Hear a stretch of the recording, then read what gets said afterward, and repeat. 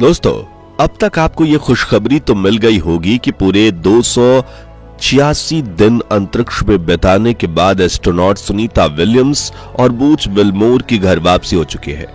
बीते साल जून में महज 8 दिनों के लिए इंटरनेशनल स्पेस स्टेशन पर गए ये दो एस्ट्रोनॉट वहां इतने लंबे समय तक के लिए फंस गए क्योंकि इन्हें आईएसएस पर भेजने वाली बोइंग का स्टारलाइन कैप्सूल खराब हो गया था। लेकिन अब एलॉन मस्क की कंपनी स्पेस एक्स का ड्रैगन कैप्सूल इन्हें सही सलामत वापस ले आया है।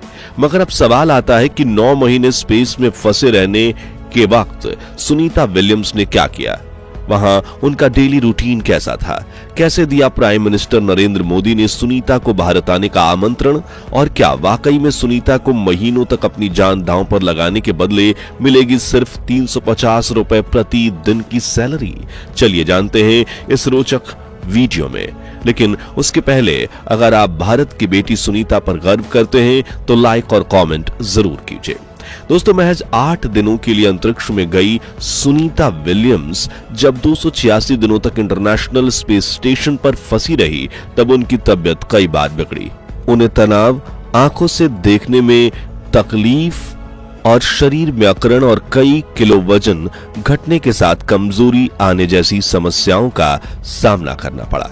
इस दौरान लोगों का मानना था कि अपनी जान दांव पर लगाने और महीनों तक अंतरिक्ष में फंसे रहने की वजह से सुनीता को नासा उन्हें एक्स्ट्रा सैलरी जरूर देगी। लेकिन हाल ही में नासा के पूर्व अंतरिक्ष यात्री कैंडी कोलमैन ने ऐसा खुलासा किया जो सुनकर आपके पैरों तले जमीन खिसक जाएगी।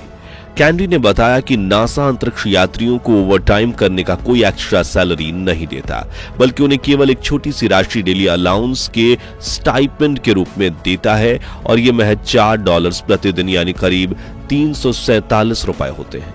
इस हिसाब से सुनीता विलियम्स और उनके साथी बूच विल्मोर को 287 दिनों के मिशन के लिए सिर्फ $1148 यानी कि 95,400 रुपए की एक्स्ट्रा सैलरी मिलेगी, जो वाकई में बहुत कम है।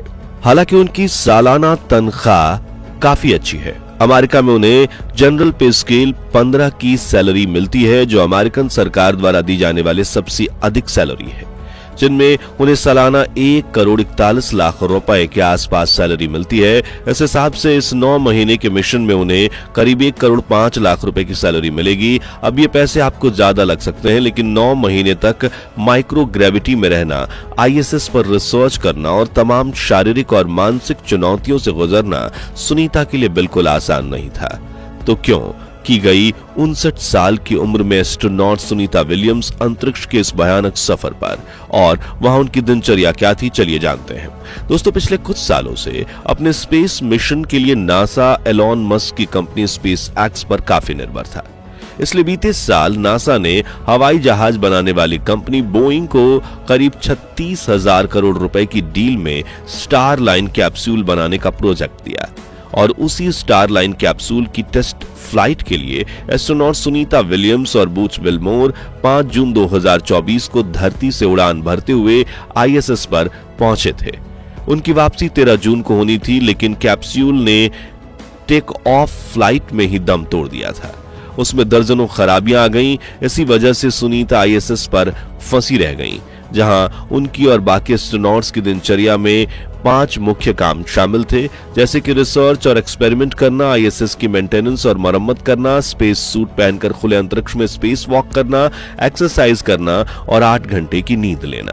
आईएसएस पर सुनीता के दिन की शुरुआत सुबह 8 बजे होती थी, लेकिन उठते ही उनका सबसे बड़ा चैलेंज था अपनी बॉडी का बैलेंस बनाए रखना, क्योंकि धरती पर गुरुत्वाकर्षण के कारण हमारे पैर जमीन पर टिके रहते हैं, लेकिन अंतरिक्ष में जाते ही सुनीता की बॉडी वेटलेस हो गई थी।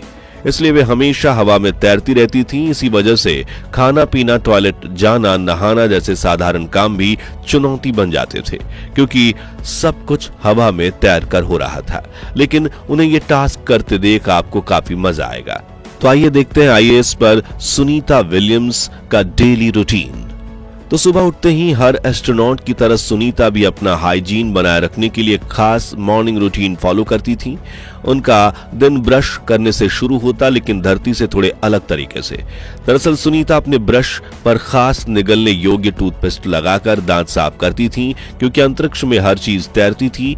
इसी वजह से ब्रश करते समय उन्हें अपना मुंह ज्यादा से ज्यादा बंद रखना पड़ता था, ताकि टूथपेस्ट बाहर निकलकर हवा में न तैरने लगे।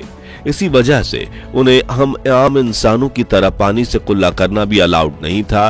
ब्रश करने के बाद वे अपना मुंह धोती थीं, बल्कि एक वेट वाइप यानी गीले टिश्यू से मुंह साफ करती थी, ना कि धुलती थी। ब्रश करने के बाद फ्रेश होने की बात करें तो आईएसएस पर मेल और फीमेल एस्ट्रोनॉट के लिए अलग अलग बाथरूम बने होते हैं, जिसमें यहां पॉटी करने के लिए स्पेशल कमोड का इस्तेमाल होता है, जिसके नीचे एक फैन सिस्टम लगा होता है। ये फैन बॉडी से सॉलिड वेस्ट निकलते ही उसे खींच लेता है और उनकी पोटी को आईएसएस के बाहर अंतरिक्ष में नहीं फेंकता, बल्कि इसे एक प्लास्टिक बैग में भरकर सील कर देता है। ये प्लास्टिक बैग सप्लाई के लिए भेजे गए स्पेसक्राफ्ट के जरिए वापस पृथ्वी पर लाए जाते हैं। वहीं पेशाब करने के लिए महिला और पुरुष अंतरिक्ष यात्रियों के बाथरूम में अलग तरह के सक्शन ट्यूब दी जाती है, जो पेशाब जैसी ही लिक्विड वेस्ट को खींचकर एक विशेष उपकरण में भेजती है। इस उपकरण को इलेक्ट्रोलिसिस प्रक्रिया की मदद से पेशाब को फ्रेश ऑक्सीजन और पीने योग्य पानी में बदल दिया जाता है। हालांकि ये उतना अजीब नहीं है जितना आप सोच रहे हैं, क्योंकि इसमें कई स्टेजेस की क्लीनिंग प्रोसेसेस होती है और जिससे यह पानी बिल्कुल साफ और पीने लायक बनता है। इस तरह सुनीता विलियम्स और वुच विलमोर अपने अपने बाथरूम में फ्रेश हो जाते हैं। अब नहाने की बात करें तो स्पेस में नहाने का तरीका पृथ्वी से बिल्कुल अलग होता है। अब क्योंकि वहां पानी तैरता है, इसलिए वे पानी और साबुन को सीधे इस्तेमाल नहीं कर सकते। ऐसे में सुनीता भी बाकी एस्ट्रोनॉट की तरह एक तौलिए को पानी और साबुन से गीला करके अपने शरीर को अच्छे से साफ कर लेती हैं, और इस दौरान पानी के जीरो ग्रेविटी में तैरने की वजह से टॉयल को गीला करने का काम हवा में ही किया जाता है। इस रियल फुटेज में आप देख पाएंगे कि जब एस्ट्रोनॉट्स इस गीले टॉवल को निचोड़ते हैं तो पानी इनके हाथों पर एक पारदर्शी परत बनाकर चिपक जाता है। इसे हटाने के लिए तौलिए का उपयोग करके शरीर को अच्छे से पोंछते हैं। यह प्रक्रिया भले ही नॉर्मल बात जैसी ना लगे, लेकिन अंतरिक्ष में हाइजीन बनाए रखने के लिए यह बेहद कारगर है।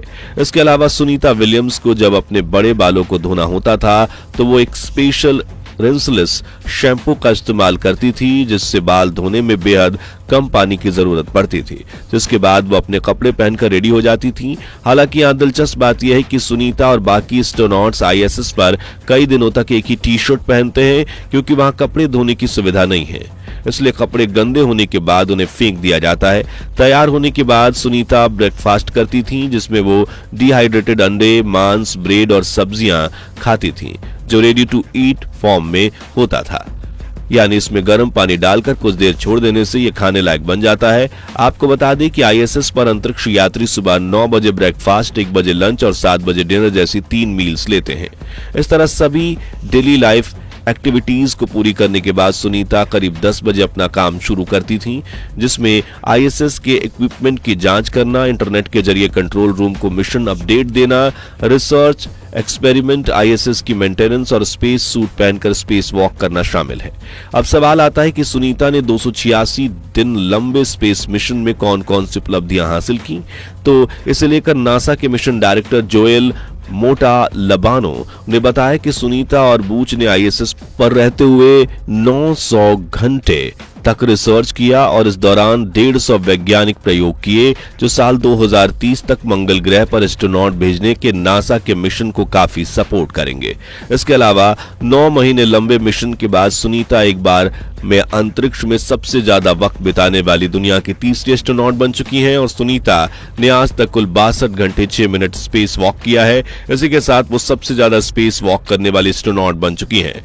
खैर, अब उनकी दिनचर्या पर वापस आए तो आईएसएस पर दिन में 2 घंटे वर्कआउट करना कंपल्सरी होता है, क्योंकि ग्रेविटी ना होने की वजह से एस्ट्रोनॉट की बॉडी में बोन एंड मसल लॉस होने की समस्या सामने आती है। इसलिए अपना काम पूरा करने के बाद सुनीता रोज वर्कआउट करती थी, जिसमें स्ट्रेचिंग, ट्रेडमिल पर दौड़ना और साइकिल चलाना शामिल है।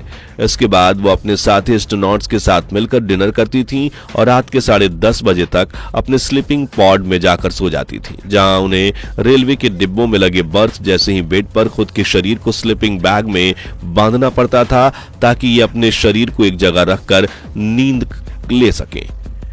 इस तरह आईएसएस पर सुनीता ने एक एक दिन करके 9 महीने बिता दिए, लेकिन अपनी हिम्मत नहीं टूटने दी और 19 मार्च की सुबह 3:27 पर उन्होंने फ्लोरिडा के तट पर लैंडिंग करते हुए घर वापसी की, जिसके बाद प्रधानमंत्री नरेंद्र मोदी ने ट्वीट करते हुए न सिर्फ सुनीता विलियम्स को बधाई दी बल्कि उन्हें भारत आने का आमंत्रण भी दिया।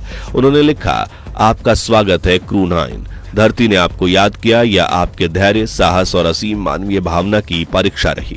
सुनीता विलियम्स और क्रू 9 अंतरिक्ष यात्रियों ने एक बार फिर हमें दिखाया है कि दृढ़ता का सच में क्या मतलब होता है। विशाल अज्ञात के सामने उनका मजबूत संकल्प हमेशा लाखों लोगों को प्रेरित करेगा। तो दोस्तों, अगर एस्ट्रोनॉट के लिए ही अंतरिक्ष में जाना इतना खतरनाक है तो ह्यूमन कॉलोनी बनाना तो दूर की बात है। कभी हम आम इंसान अंतरिक्ष में सफर पर जा पाएंगे या नहीं, कमेंट्स में बताइए। ये वीडियो अच्छी लगी हो तो इसे लाइक और शेयर करके 5100 लाइक्स जरूर करवा दीजिए और ऐसी ही लेटेस्ट खबरों के लिए हमारे चैनल को सब्सक्राइब करके पास वाली घंटी जरूर बजा दीजिए।